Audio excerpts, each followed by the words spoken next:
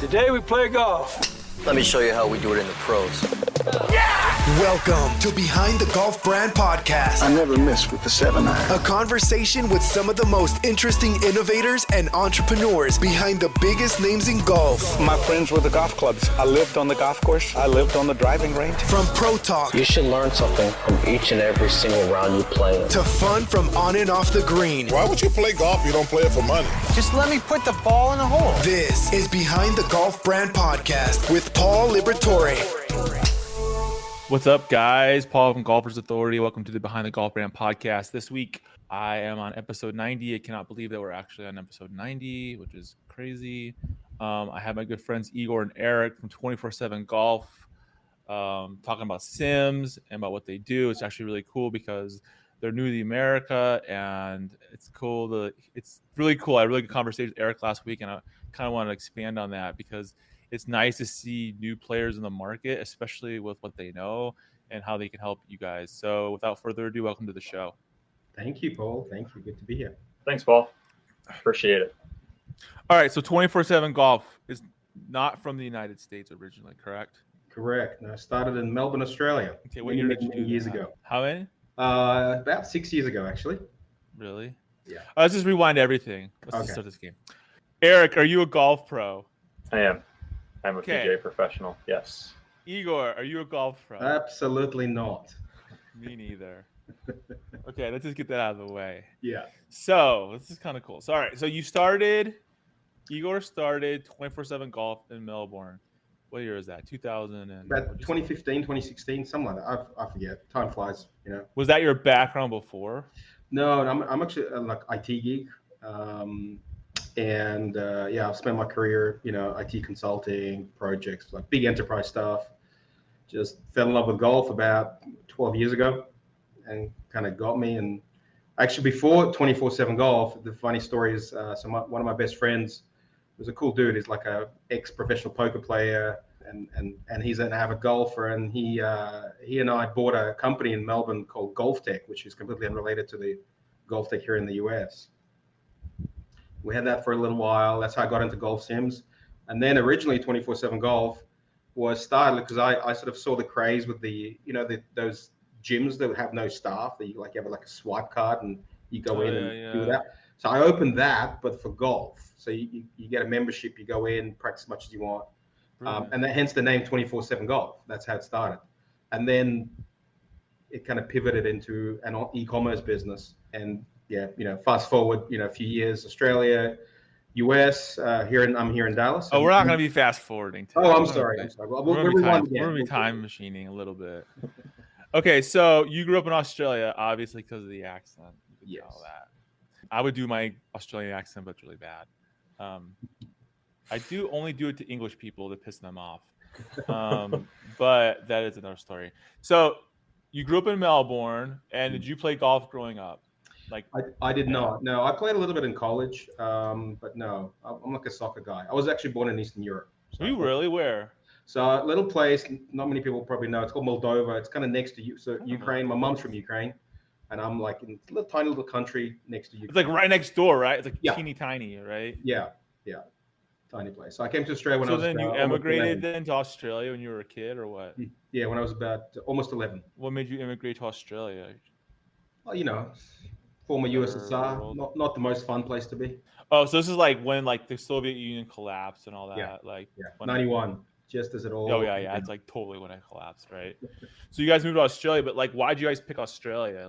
Was it why not America? Because Australia has kangaroos. Well, duh.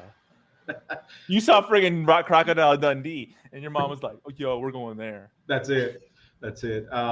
We just had like a distant relative there, and it was. That was cool. Everyone thinks Australia's paradise, and it kind of is. It's a cool place. On the edges. Yeah, far away from everywhere. So I used to work for a really big corporation, and I represent a lot of people in Australia, right, as part of this corporation. And I talked to, where were they at? Were they in Melbourne? They were in Melbourne. And he's like, look, dude, he's like, people think Australia looks like, it's like everything's cool on the coast, but in the middle, it's just super hot and nobody goes there. And I was like, really? He's like, yeah. He's like, and it's a long flight too when you want to go from across the country. I was like, really?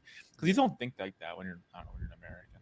Isn't it like 80% So- of the population lives within, I think, 30 miles of the coast? Something like that. Yeah. Have you ever done a walkabout? Like Crocodile Dundee is fun. I just ask that question.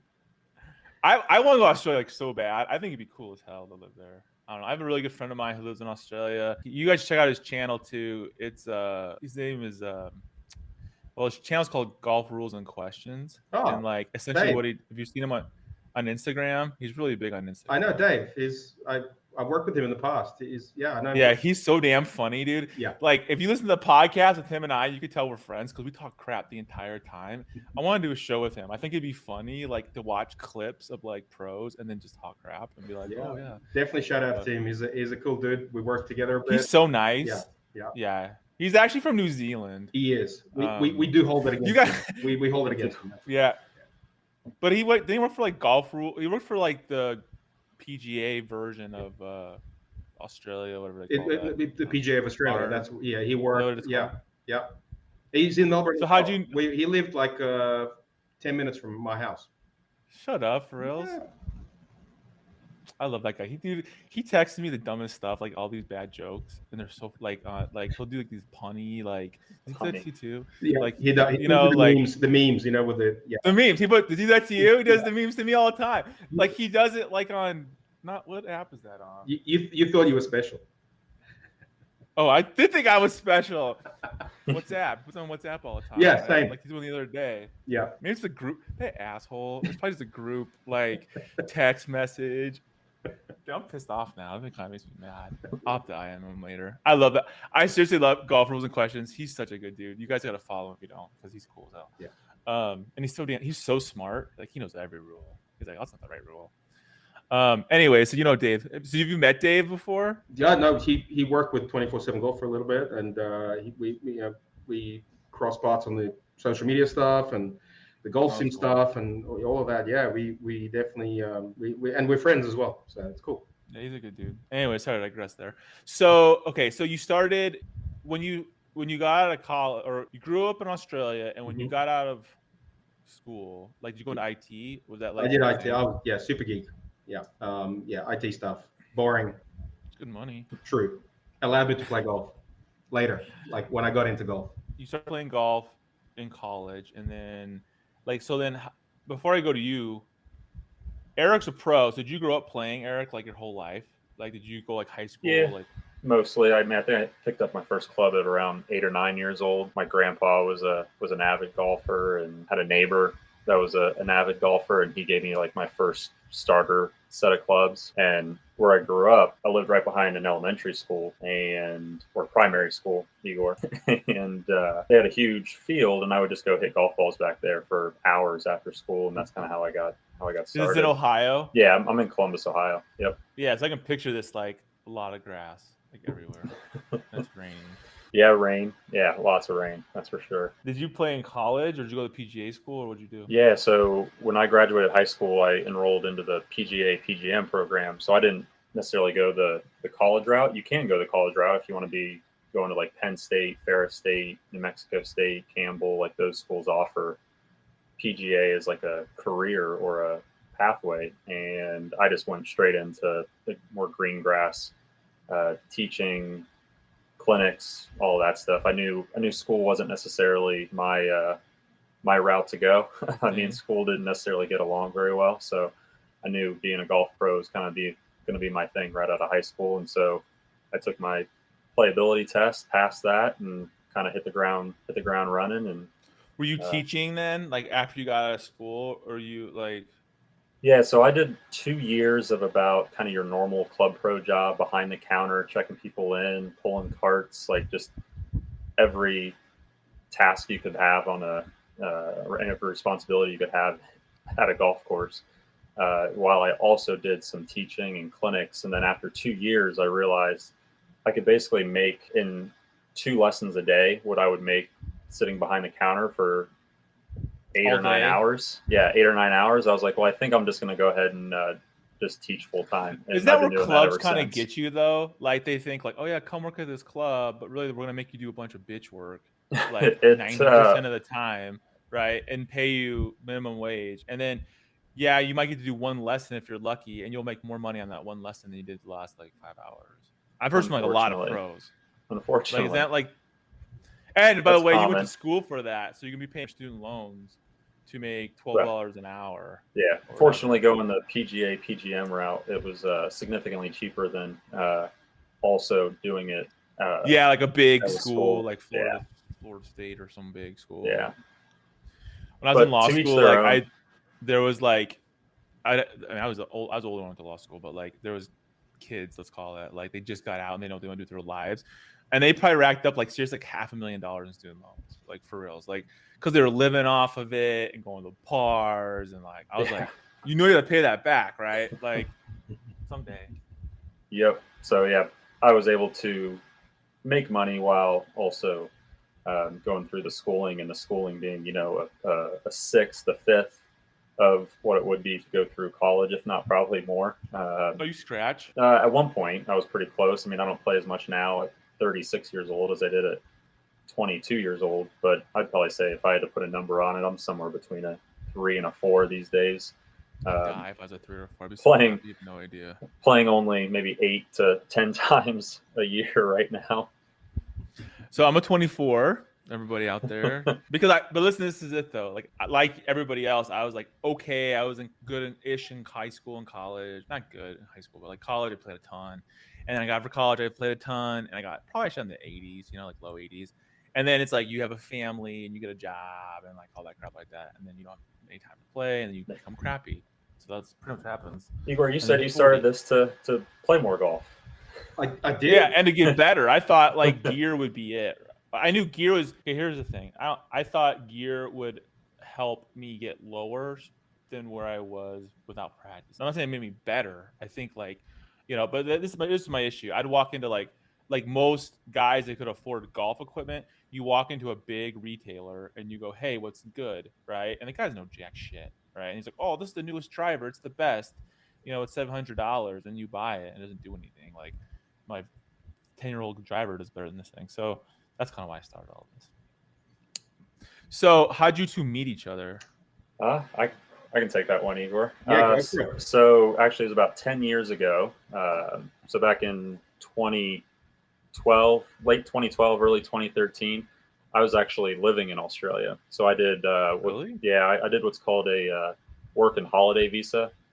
And so if you're between the ages of 18 and 30 from certain countries around the world, you can apply for this visa. You get approved, then you can go basically live and work to supplement your travel in that country for up to a year. And so I did that. Originally, I was just looking at going on a maybe extended vacation to Australia, but I found out I was eligible for this visa, and was like, I can't not do it. I mean, you only get Did one. you work while you were there? Yeah, so I worked for Igor, so that's how we met. real? So yeah, when I landed in, well, I spent about 3-4 months living out of a camper van and basically beach hopping for 3-4 straight months, and then I made it. I made it to Melbourne, and then realized I needed to make some money, and I went to different. You ran out of money, and you're like, yeah. "What do I do?" So went to different places around the city, and fortunately enough, they had their version of Golf Tech, and I lived fairly close, so I basically commuted via tram every day to Dude, the this job. golf and tech sounds like so fascinating. So, so tell me how that worked. Like what was your idea with golf tech? You're talking about in Melbourne? Yeah. The story was I was working in this building for Australia Post, consulting in IT stuff, you know, and the ground floor of this 10-story building where the office was empty. And it was about 6,000 square feet of empty space. And I used to sort of walk past and I think, you know what, that would be that could be an indoor golf center. And then my friend Damon Rashid and I, we used to take lessons at a little thing called Golf Tech up the road, about 20 minutes away or 50 minutes away. It was going out of business. So we're like, hey, why don't we buy it and move it into this 6,000 square foot space? Indoor, And- it's air conditioned. Yeah, exactly. And so we did. And we had 10 bays. We could play virtual golf, had lessons. We even built a bunker. An indoor bunker. Yeah. Probably the first ones. I don't know. I didn't hear anyone else doing it. And a big putting green. And we used to have a little bar cafe. And we used to do quite a few, what are they called? Bachelor parties. We had to black out the front window for that, but it was all golf. It was all promise. I bet it was. Yeah, it was good fun. So it was good fun for a while, but the retail rent in Melbourne is quite expensive. When we went to renew the lease, they wanted like $600,000 a year for rent. Shut up, for reals? Yeah.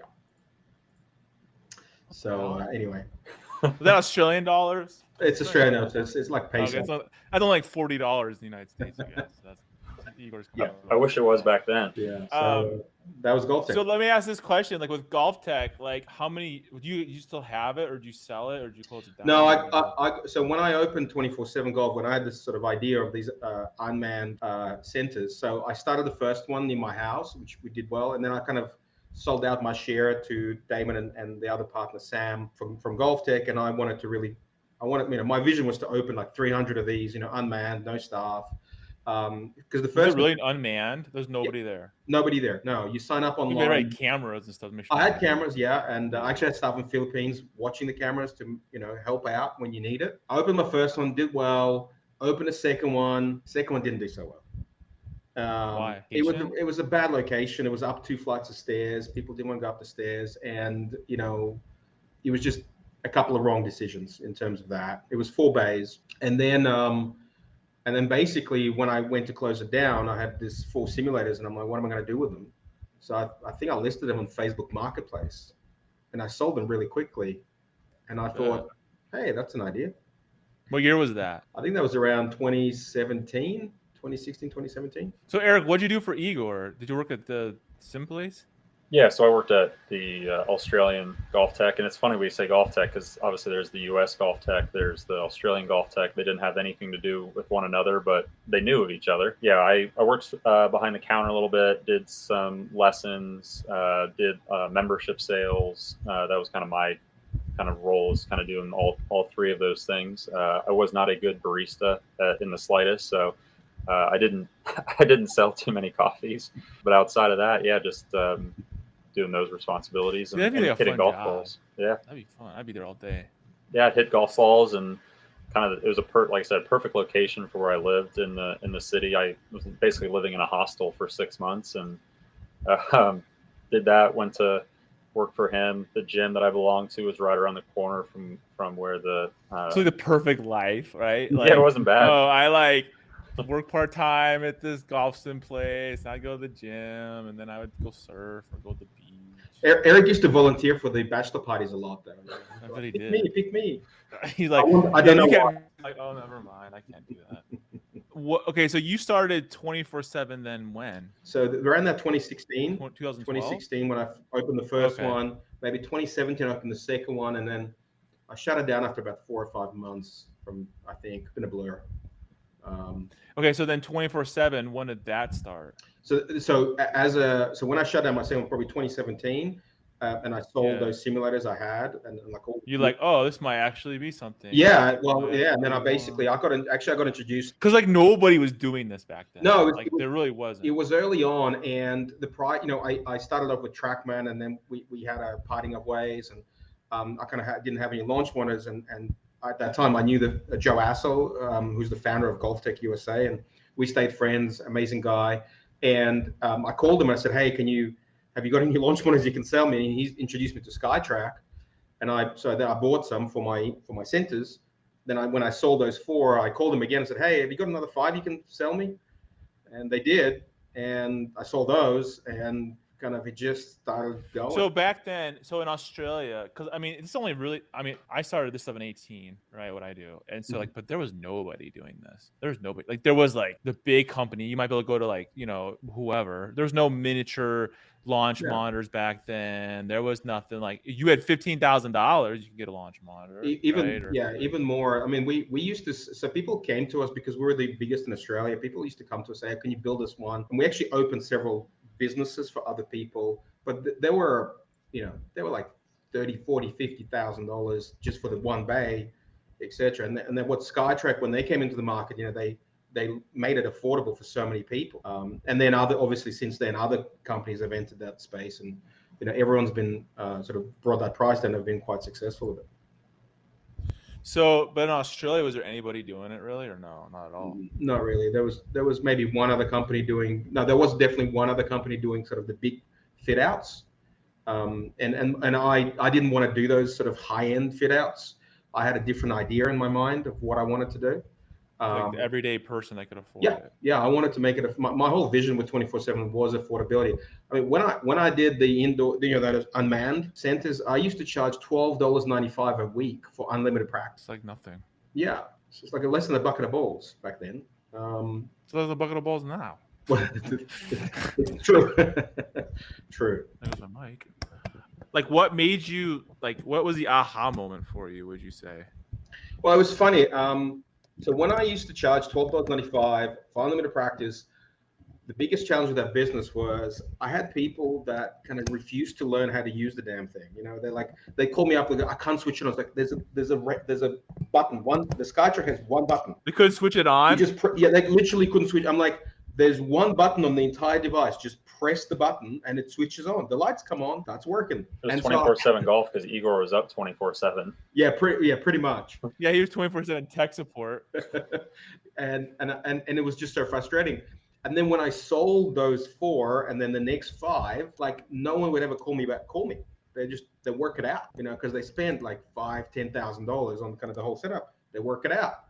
And so for me, it was like, well, I could continue building these centers and kind of do 24-hour tech support, or I could just sell them to people's homes, and they learn how to use it. And that was a bit of an aha moment, and so I just went all in. I closed that first center that I started, and I just went all into e-commerce. So what was it like when you started your like e-com? Did you was it Shopify, or did you do like a WordPress website? I started off with Shopify. I went to WordPress, and we're going live back with Shopify in a week. So you leave WordPress is too clunky for e-com. Like that's just it. Sorry, WooCommerce. Sorry, like that. Shopify's great. It's pretty good. Yeah, I mean, it's all plug and play, right? I mean, you got to pay for it monthly, but it's like by the time you get to our size, right? Hard. Across 3 countries, multiple warehouses, WooCommerce ends up costing you a lot more than Shopify. So. Oh, really? I didn't know that. I tried WooCommerce before. I didn't like it. It was just too clunky. It was like there was like too many freaking steps to list something. I was like, this should be like not that hard. Agreed. Like, so then. Okay, so you started the 24/7 golf website in what, 16 or 17? 17, I think about 17. And like, what were you initially selling? So initially I was just selling like a Skytrack, literally just Skytrack. And then I started sort of adding like the hitting mats and screens, so that I had a factory that was making screens for our commercial venues. It's kind of cool because you already had relationships, like you already kind of know what's needed, and like and projectors and cable, like all these little bits that make up a simulator. There's like probably call it 10 components, right? Maybe 8. But I knew all of that, and I had sort of a factory that used to contract manufacture for me, so I could ask them to make screens. And eventually, I looked at the market and went, well, there's enclosures, there's this, there's that, and so we ended up we now manufacture probably half of the stuff that goes into it. So then, like, what does a Skytrack cost back then? I have no idea. Well, it's always cost $2,000 US. In Australia, with the converter, it was mid threes, converting to Australian dollars. But it's always been $2,000. When did it blow up for you? So COVID. So I don't know if you know, like in Melbourne, we actually golf was banned. So was fishing, by the way. Apparently, it wasn't COVID safe for the fish. But Seriously? It was, we had, I think 6 to 8 months, no golf.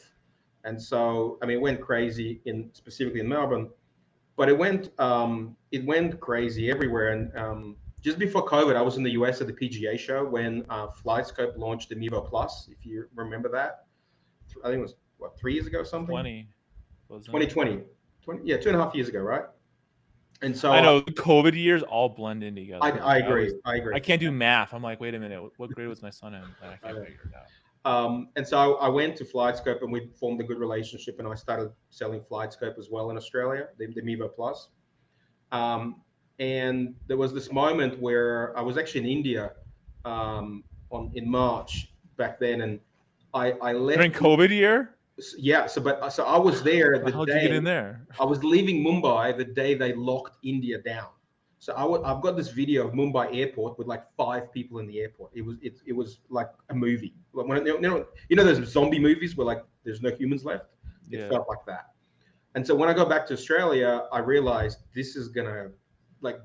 everything's gonna be locked down.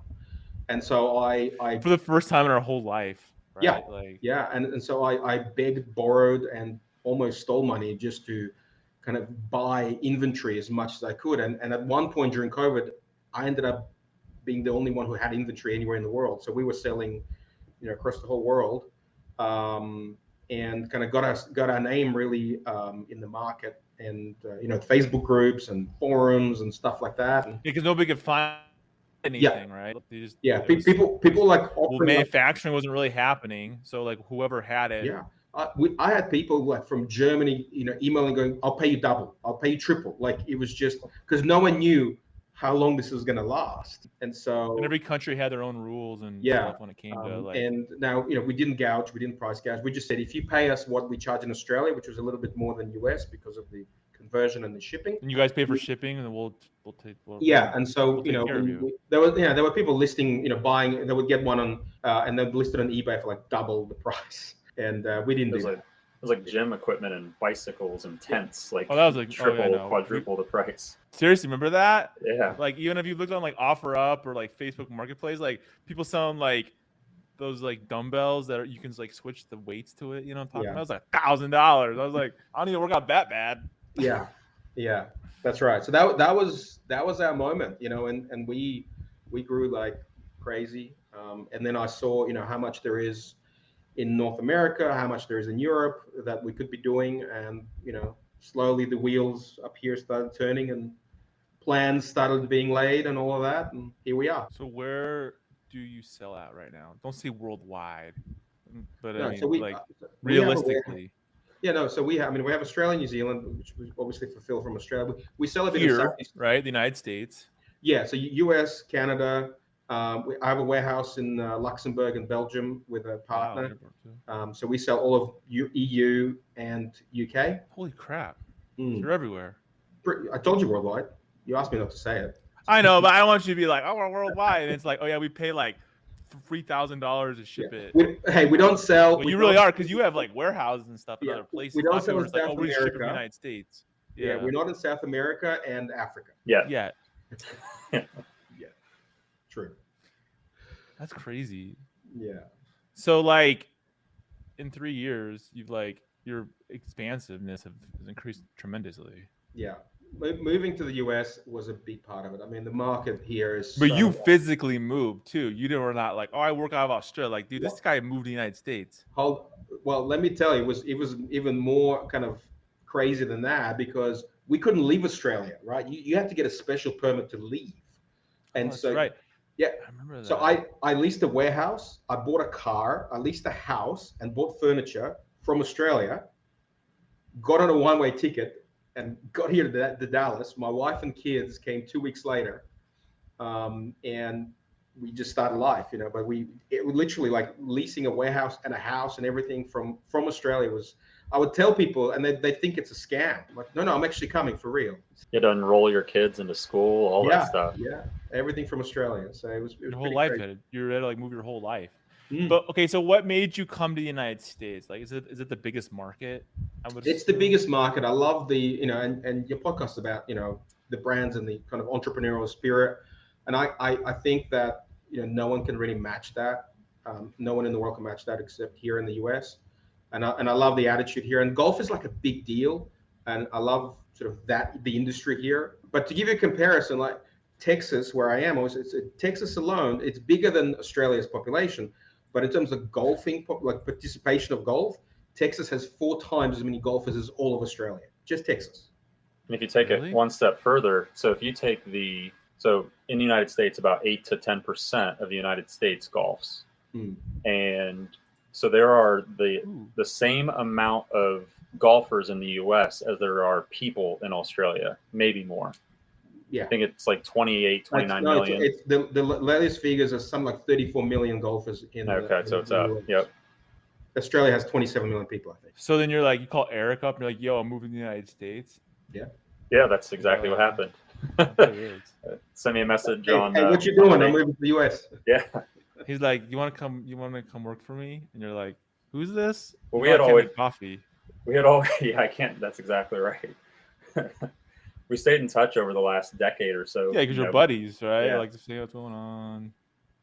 So I always knew what he was into, and he always knew what I was into, and I was coaching and teaching and all of that. And this was a good, great opportunity to be able to do some stuff working from home. And like basically, my role is to reach out to people who it might be worth their time, energy, and from a financial standpoint to get in partnership with to sell up what we offer to their audience. And I get to hang out with my 1-year-old at home and be with my family a little bit more and still teach. I know life has changed so much, right? Like everything can be pretty remote, especially in e-com. Like you don't really need you don't need an office. Like you might want one because you want to be bothered all day, but like you don't really need to have one. I think like you probably worked. I mean, being in IT, I bet you work for like big corporations, the corporate structure, the bullshit, like the rules about working remotely, and blah, blah, blah. Like I have too. Like I know it's like it sucks. Yeah, it's stupid, and like there's no rhyme or reason. It's all about control, essentially. So I think like with an entrepreneurial, spirit, like you're able to get a lot more done. Doesn't matter where you're at in the world. I find that I'm actually more productive from home a lot of times. Well, when the family's not knocking at the door, but I'm more productive at home. But do you guys feel like you work all the time? Because I feel like I work all the time. Like, I pretty much do work all the time. That's what I feel like. Especially I don't know when to cut it off. You know what I mean? It's not 5 o'clock. Yeah, because I've got as my Australian team, and we get on calls, and like before I know it, it's like 11 o'clock at night, 12 o'clock at night. Oh yeah, because you guys like Australia. It's like you call. I have a friend of mine who's in Australia, and I call him at 5, and it's like what 10 o'clock in the morning there. Yeah, something like that. Yeah, I think workday starts like 4 or 5 Dallas time, and What time is that there in Australia? Like 8 or 9 a.m. Yeah, because I called this guy. It was like 5:30, and it was like 11 his time. I was like, this is hard as hell to figure out. And then we're figuring out like Igor's time zone and my time zone, their time zone. We actually have another guy who works out of Phoenix. So like we're trying to coordinate 4 different time zones on when to have a Teams call. Plus Luxembourg. You're always working then. You have a team. I mean, my team is not as expansive as yours, but like I could imagine that you're probably having calls all day long, right? It doesn't matter if it's 8 o'clock in the morning or 8 o'clock at night. What differentiates you guys than don't say customer service, like then, because that's always like the easy one. I'm always easy. Like what, like, okay, here's like the ones in my mind. I can think of like 2 other brands that do something similar to you, right? I mean, it's probably a lot more, but like there's 2 of them like I can think freshly in my head right now. Yeah. So like, what is different between what you guys offer and what they offer? Because I know there's other companies out there that are offering like, similar things. Yeah. I already know what the answer is because Eric told me. I thought it was kind of cool. Well, let's see if our answers match up. Look, my vision from the very beginning has been affordability and accessibility. That's really it. We want to offer a solution at a price point and but still remain the quality. At the highest level, at a price point that just other people cannot match. And this is why, like, I have the factories that manufacture these things, so I can, I own the warehouses where we take our containers with our stuff and bring it in, and so we kind of own the whole value chain. We can just deliver it at a price that others can't, and that's our goal. Is we try not to compete with those bigger brands because they have more what I call high-end stuff, and we kind of, our niche, or niches, I think they call it here, is really affordability. And we keep moving towards the more and more affordable solutions. What I think is so cool is that you guys have a supply chain. It's not like, oh, we got to go buy this from X company and Y, and we're going to just put a bunch of shit on a website. Here's all the pieces you need. You can buy it through us, right? We're just a reseller of all these components. Like, you guys are like the opposite. You're like, hey, we have all this ours. Yeah, Like, you get in a here's box. the stuff. Yeah. Here's our stuff. Yeah. It's all ready to go. You know, if you want to buy a launch monitor or whatever, like, you know, prices can fluctuate depending on what you want to do. Yeah. But it's not like you're a quote unquote reseller trying to sell. That, I mean, we resell someone some else's things. kit. We resell. We have to, you know, projector. We don't make our own projector, but Yeah, that's different. That's a technology. Agreed. Like the screen and the floor and the walls and the Yeah. this and then that. Like the main parts. Yeah, exactly. And so, you know, and my vision continues to be, and you know, we do innovation, and everyone else does innovation, you know, but we also, you know, we try to be the best. We're actually probably not the best at customer service. We try to be. it's a hard job to do. I know it is a hard job, but we're, you know, we're still a small team and growing. Well, Eric should do it all day long. Eric. Yeah. But I just talk golf. the affordability thing is probably the biggest thing that I want to get out there. Is I want as many people as possible to have a golf simulator. If they want it, they should be able to, you know, there should be no reason for them not to have it. That's kind of the message.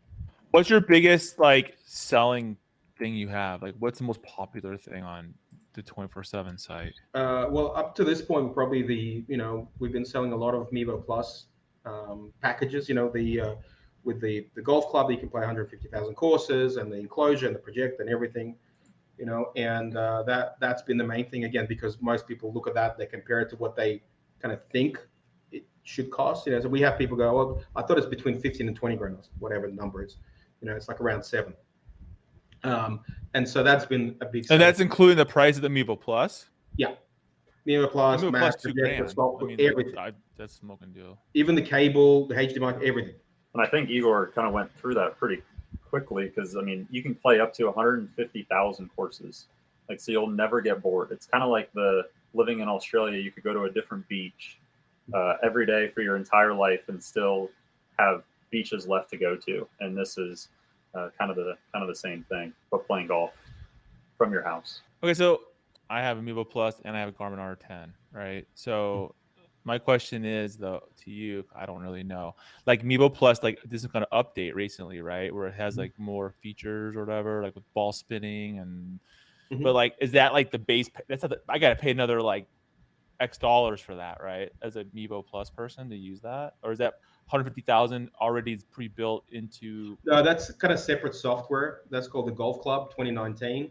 I don't know if you've been. If you've seen in the news, they just released that in October. The update data thing, they want to charge you more money for more. Yeah, that's it. Yeah, but they bring out a new one, 2K23, with like Tiger Woods and Michael Jordan and all these superstars in there. It's gonna be super cool. So with the Garmin, I'm not the Garmin. With the Mevo Plus though, and like if I set up a Mevo Plus I actually have them all. I have a Rep Soto, I have a Mevo Plus, I have a Garmin, I have a Swing Caddy SC300, I have them all. Okay, so like essentially out of all of those, I feel that like it's different. The Garmin R10 is different. Like even I feel like it's more cartoonish, right? Like then you should get Golf Track then if you got all those. What's Golf Track? I'm glad you asked. I'm glad you. Please explain what that is. Well, we it's a little bit hush hush, so don't tell everyone, all right? But it's a new app that we've just launched a couple of days ago. It's on the App Store. What does it do? It's a launch monitor. It's basically like your Garmin R10, but just using the cameras on the back of your phone. So you don't need anything else. You just hook up your phone, works indoors, outdoors. You can play all the courses and do all of that. So you don't need a Garmin R10 or a Mevo Plus or any of those things? Well, the to get started, you don't need it. I mean, depends on kind of how accurate you want it. There's obviously, I kind of tell people, depends on what your price point is. So when you move to like a couple of $1,000, SkyTrack, Mevo Plus, they're great products. They're very accurate. Garmin's probably not there yet, although they've improved a lot since they launched. And then but the Garmin R10 is like the high is like bananas. Like you couldn't even get one for a year. Oh, like you could. We ordered hundreds and hundreds and hundreds of them, and their marketing's been great. It's they can't give up. It's been a very successful product for them, I think. I know somebody that was like literally the only YouTuber that had a video on it because he got it, and I know how he got it, which is really cool. I think I know who you're talking his about. Channel, and his channel exploded because he was the only person that had it, and like that shows you the power of like video content. No one else can get the product, right? Like, and the Garmin, like I got my Garmin and I got mine in May. I got mine in May. take that long. Like, I think Garmin did a really good job. I think because the price point's so low, right? It's like $600.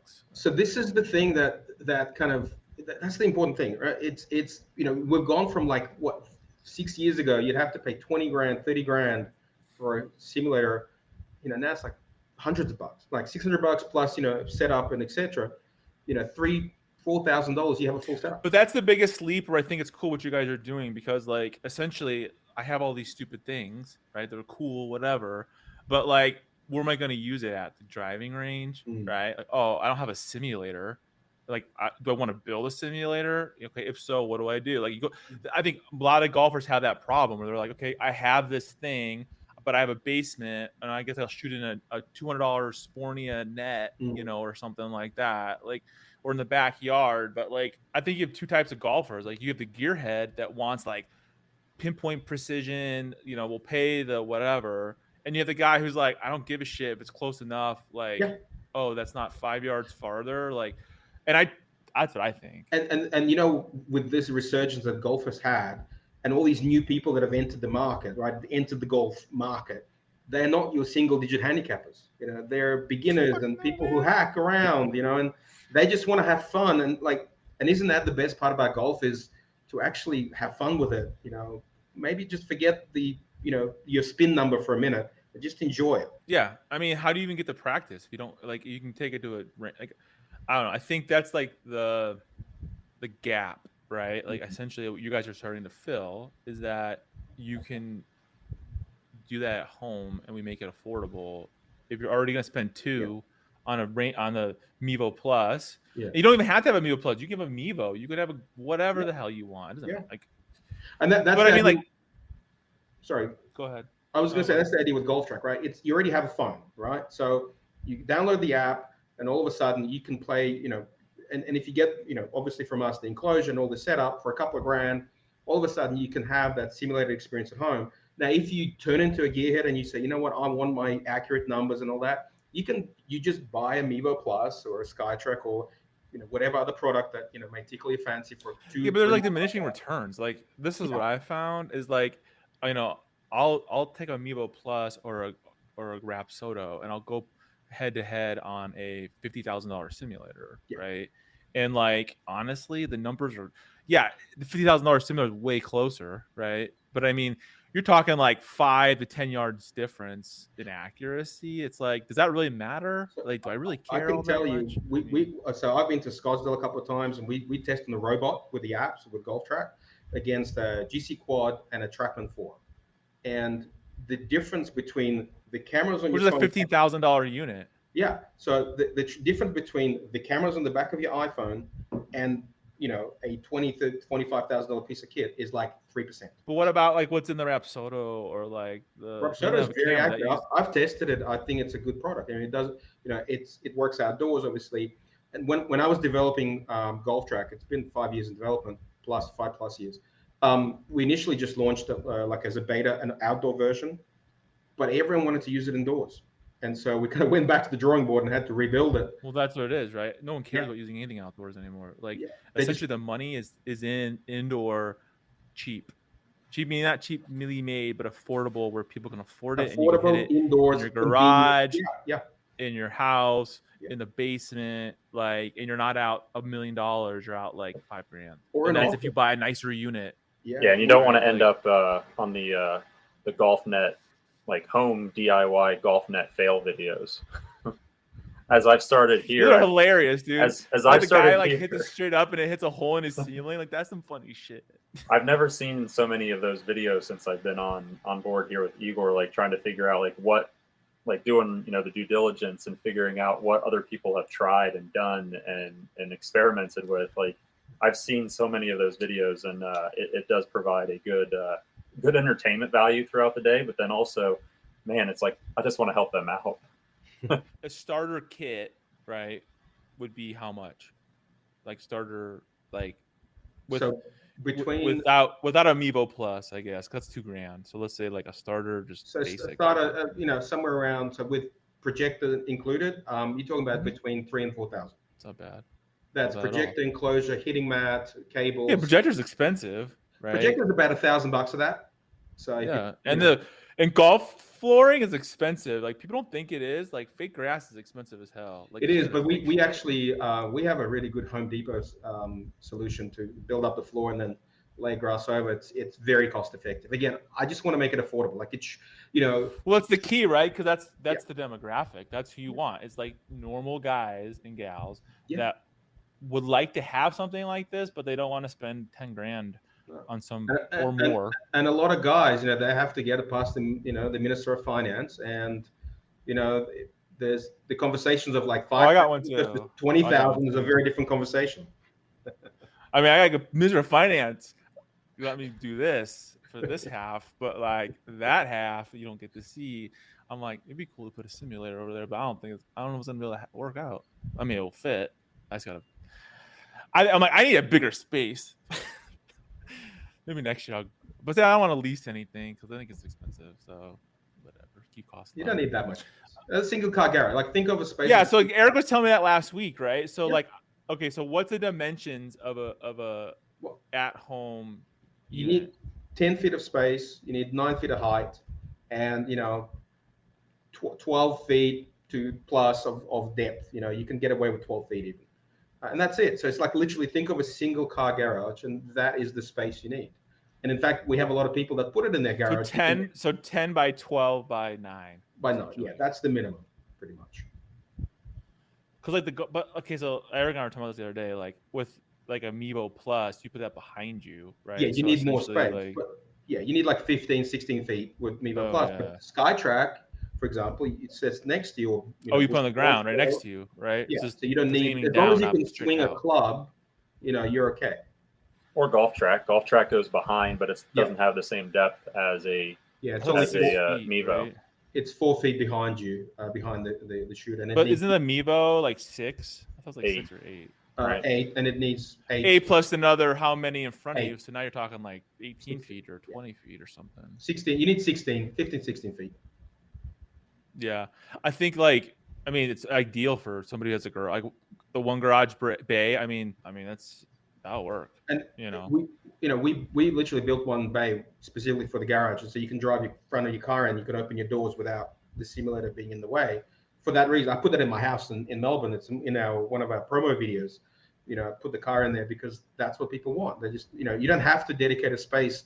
You don't need a room that's your golf simulator room. You just need a garage. That's all. And then the simplest thing, like we get tell people all the time, like one of our first questions when people reach out to us is, what is that space requirement? And it's, well, have you swung a golf club in there before? Like if you can swing a golf club in there, okay, you're most of the way there to figuring out if it's actually feasible.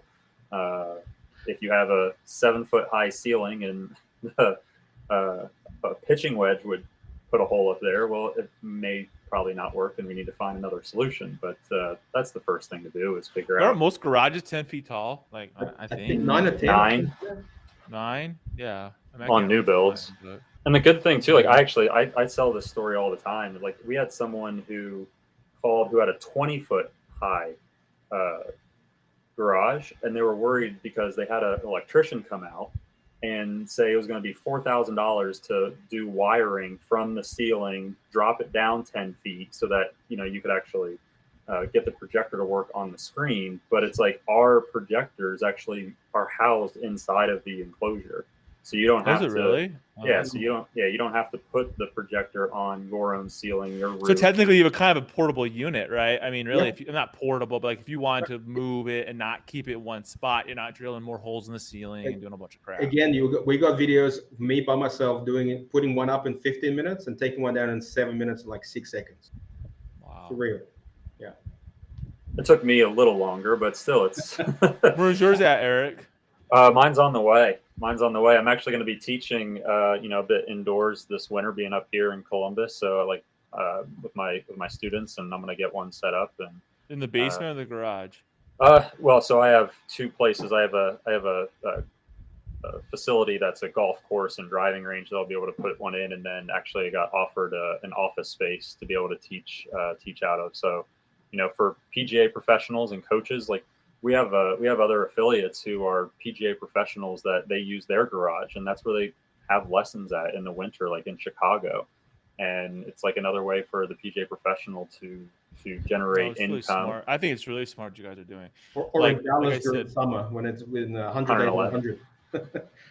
That's like it is here. It's hot as hell. Like I Mhm. will go use this my buddy's. I'll be at my buddy's office or whatever and use his sims, play around because it's too hot. Like why do you want to practice when it's 110 degrees outside with 100% humidity? No thanks. So I guess what are your guys' plans for the rest of this year then? Like what is the focus? Since Yeah, you're not so, America I mean, now and You know, the Golf famous track? phrase from, Game of Thrones, winter's coming. So, yay! This is I what know. it is like. This is your golf season. yeah. So, we've just launched Golf Track. We want to get out a little bit, get people Yeah. to try it out, obviously with our enclosures and everything. But the coolest thing probably is we've got a end of the month or so, in a couple of weeks, we've got a new kind of connector coming out for it where you'll be able to play the Golf Club 2K21, with the full career mode. And then in Shut October, up. On yeah, the man. sim? you just buy it from, you'll be able to just buy it from Steam store for like 60 bucks. Oh, this is really freaking cool. And but wait, did you see the 2K23? That's coming out 14th of October. So we're gonna, as soon as it's out, we're gonna build a connector to that. Dude, and be able to. It's already like people are already talking about that. I know. Like it's crazy. And Like so on Instagram. we and want people YouTubers. to. We want people to be able to this winter. Bro, I want to do that. That'd be freaking so. We'll hook you up, man. We'll hook you up. So like, how did you guys run that off of Steam though? You can't run it off an Xbox, right? You'd have to like run Yeah, a through PC. computer. Has I'm to be assuming. PC. Has to be PC. So like, the new 2K23, you could play for reals. Yeah. With your golf set, with your simulator, but play the game as if you were playing it, not like using a controller. Correct. Holy shit, that's freaking crazy. That blows my mind. Yeah. Because there's like YouTubers out there that just play that game. Like I've seen it. Yeah. And they're the worst golfers in the world, but they're really good at 2K2. You know what I'm talking about, right? I do. And like I'm like, this dude will get like 30,000 views on him playing 2K2 whatever, and I'm like, wow, how's he like? It just blows my mind. But that's cool. Like That's cool. wow, that's like next level because now it's bridging gaming and Well, And then it's funny you say that because that is the exact message. And in fact, if I can just put a little future, thing in, we already have a prototype of a soccer app. So it tracks a soccer ball in the same way it tracks a golf ball. And we're connecting it to, EA Sports FIFA 22. So, you'll be able to kick a soccer ball into our enclosures, and you can play it on the EA Sports on the screen. So you become the controller, throw away your Xbox Wii, controller and you become the whatever. and then you can do playing lessons with your coach through on the video game. But it has to run through PC. I didn't think about that. You're right. Because like that's the key. But I mean, it's easy to do if you have a strong enough, fast enough computer that can run. Because I mean, how much? If you're running I don't know. This might be a dumb question. Like when you run a simulator through a computer, right? Like, does it take a lot of processing power or not really? Listen, you can get a computer like the Predator series on Amazon. I've seen them on sale for like $700. It'll run it no problems. Does it have to be? Could it be a laptop or does it have? Yeah, to laptop. Be like No, we only recommend laptops because it's versatile. You can move it. I have a Predator series myself. We sell them. We recommend them. And I've seen Amazon here in the US. Like in Australia, we're not that lucky. Kind of, it's a bit pricey. But here, I've seen sales where you get one of these gaming laptops for under $700, and that's all. You don't need anything more. Not to run the golf club. If you were playing one of those shoot 'em games and things are moving really fast, maybe you hit a ball. It's just showing some dumbass rendering of it traveling. That's right. That's right. I was always wondered. The most intensive thing in those games is like the water. Or me missing my shot and getting pissed yeah. off and throwing it. That's just. I think that's really cool. I think like. Yeah, that's really cool. That just blows. My mind's blown right now. I didn't know that could all happen. So Another I step think it's towards cool. the Oh, you can play metaverse. 100,000 golf courses. I think that's cool. Yeah. But it's like I played yesterday. I was messing around and I played like Bandon, whatever. And I was like, I filmed it. I filmed all of it. It didn't turn out that well because my mic died. It pissed me off. I just bought when I was testing it with TGC 2019, the non-simulator version. So we're testing at the moment. So it'll be out in a couple of weeks. But that version on Steam is like $12.49. With 180,000 golf courses. So again, I keep coming back to affordability, Bridging the gap. accessibility. That's what we want to do. Yeah, because then it's like, oh, okay, now if I want to get my kids into it, like it's fun now. It's not like, oh, you're practicing. It's like, oh no, you're playing. Yeah. You know, the Masters or whatever. Yeah, and then golf again, and like my son, he's a little bit into golf, but like when I got him to test the soccer app, I couldn't get him off it. I loved it. So your kids can play other sports if they're not crazy about golf like us. Well, like even that what's that one game called where it's golf or it's the VR golf, like that game's popular too. Like just like some YouTube. I've seen it. I can't remember what it's called, but I know the one you mean. It looks like shit. I'll just tell you, it doesn't look that cool. But I mean, you're putting on your goggles, so I guess that looks cool. Yeah. I don't know. This blows my mind. See, like this is like you're right. Like it's being able to provide the accessibility to people where it's not like way. If it was $15,000, like who doesn't pay $15,000? Like not an average person has that money to sit around to go put something up like that. My ultimate goal is really for you to be able to buy a full simulator with the software to play all those courses with Golf Track for about as much as it costs to buy a full set of clubs.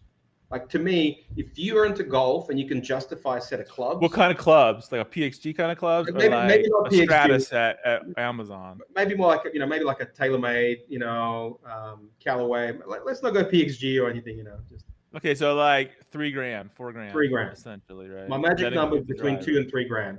That's my vision. I mean, you're slowly chipping away at it, though. Yeah, I mean, I guess the biggest thing is the tech, right? At this point. Listen, at the moment, we're doing a package and a bit of self promotion, but we're doing a package for under $4,000 that includes a Garmin R10 and a projector and an enclosure and everything under $4,000.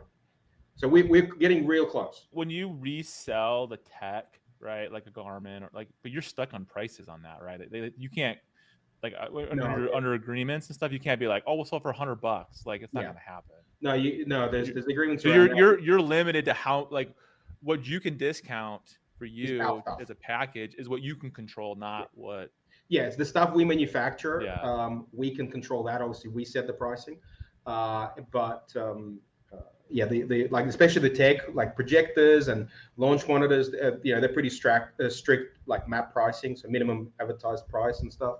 And we stick to that. We don't mess around. You have to. I mean, you're gonna lose your deal with those guys. We have. I was just wondering. We have good relations. It's cool though, but you are controlling the price though, making it affordable with what you can control. Yeah. So I mean, as we've already seen the last 3 or 4 years, it's coming down in price, right? Like, and I think you said yourself, right? Like with Garmin, like it came down in price, and all of a sudden, their sales went super crazy high. Yeah, that was post-COVID. That came out August last year. Yeah. So it's almost like that wasn't made, 2 years ago. They were trying to get it out for COVID, I'm sure, but logistically. Dude, I was calling around so many people. I was calling my friends at Garmin. Nobody had it. Nobody. They're like, we don't have it. Like they're saying, they're telling me in August. Oh, it'll be October. You want to pre-order it? No, I'll pre-order it one right now. That's cool. I don't know. This is cool what you guys are doing. I think it's kind of neat. I think it's really, I don't know. I haven't seen anybody do this. Like I said, that's why it fascinated me because everyone else is just trying to resell. Oh yeah, resell. We can put a package together for you, but it's like not our mat, right? It's not our enclosure. And to give Igor credit, like he designed the enclosure too. Like he put all the thought and design into like how it's supposed to be, where the seams are supposed to be, which ours doesn't have any. So it's like that's kind of the stuff that I really respected about what he was doing is that he was able to design that. Remember how I had those 10 bays in Golf Deck in Melbourne, and used to have like bachelor parties? You knew it pissed you off. You're like, this is stupid. I knew that. I also knew what like drunk golfers can do to a golf ball and where they can send it. And I'm like, I'm going to design something that'll protect us against even those people. I think it's cool. I think it's really cool. This is so cool. Wow. I've been saying that a long time. I just where everything's going and like just the accessibility of it is fascinating to me. Yeah, it's only gonna get more accessible. I mean, technology price is coming down. Projectors will come down in price. That's really the most expensive. Like that will become, once like Golf Tracks, with Golf Track, even with Garmin, the projector is literally the most expensive part besides the enclosure. So that's the most expensive piece of tech. And people don't realize, to your point earlier, Paul, was like the projector piece. Like we get those questions all the time too of like, I'm going to put my own projector in or whatever. Like And this is where Igor is like, when we have another guy on our team, Scott, who's way smarter than I am about this stuff. Like, I just tell people I'm a dumb golf pro. Like, I can only count to 6 because why would you want to count more than 6 during a round? So like the throw, the resolution, like all that stuff, it's like, I don't know. I just want one that is going to work when I put it up, not that I have to send one back or figure out. Right? Yeah. Yeah. Like, why is this not working? Like, nobody wants to deal with that. Well, I think it's cool. I appreciate you guys being on the show. You guys need to check out 24/7. What's your guys' URL so people can go to your website? 247.golf, GOLF, obviously. And golftrack.app. Those two are the only ones you need to know. TRAK. Awesome. Oh, yes. Thank you. That's exciting. I'm on your guys' website right now. This is pretty freaking cool. If you go to the Golf Track, if you go to the Golf Track app website and scroll to the bottom, it shows us testing it, or Igor testing it against a SkyTrack. Oh, really? I'll check that out. I'm just on your 24/7 website, and I'm like, what is that? I must be that Garmin one that Igor was talking about. It's under our BYO, so bring your own launch monitor package. So the Garmin would be the bring your own. So we're just including it for free with that right now. Which is $600 right there. So that's a smoking deal. Yeah. I think after the bundle, it's a little over $1,200 is the discount right now you'd get on it for the total package. Wow. This is cool. I gotta go window shop. This is neat. All right, you guys have to check out 24/7. They got some cool stuff happening. You're probably gonna hear more about them, even more in the coming year. So thank you for being on the show. Thank you. And I really appreciate it. And I will see everybody in the next episode. Appreciate it, Paul. Thanks for the Paul. opportunity. Thanks for listening to another episode of Behind the Golf Brand Podcast. You're gonna beat me at golf? Stay connected on and off the show by visiting golfersauthority.com. Don't forget to like, subscribe, and leave a comment. Golf is always more fun when you win. Stay out of the beach and see you on the green.